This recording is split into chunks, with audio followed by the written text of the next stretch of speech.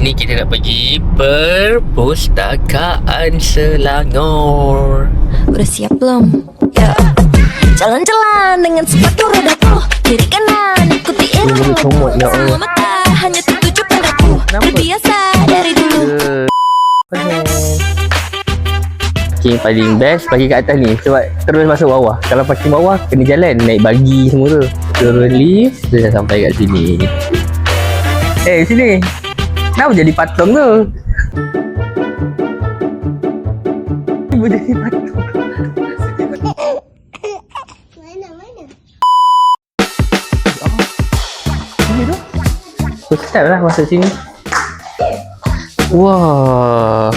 Ini baru ni tempat ni. Kita orang first time masuk kat sini.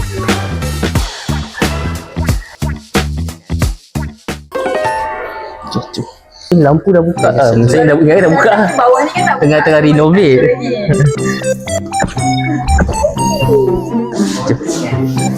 Belum buka lagi. Belum official lagi. Dari atas. Sekarang kita dekat Perpustakaan Shah Alam, Makers Space ni. Nampak ada mesin lah dalam ni. Nampak.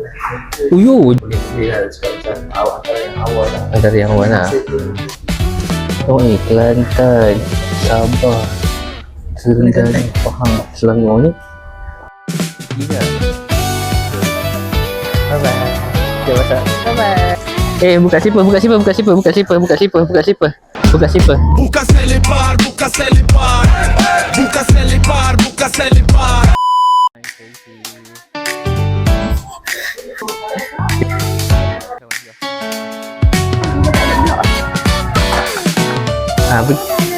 Pergi dengan kawan.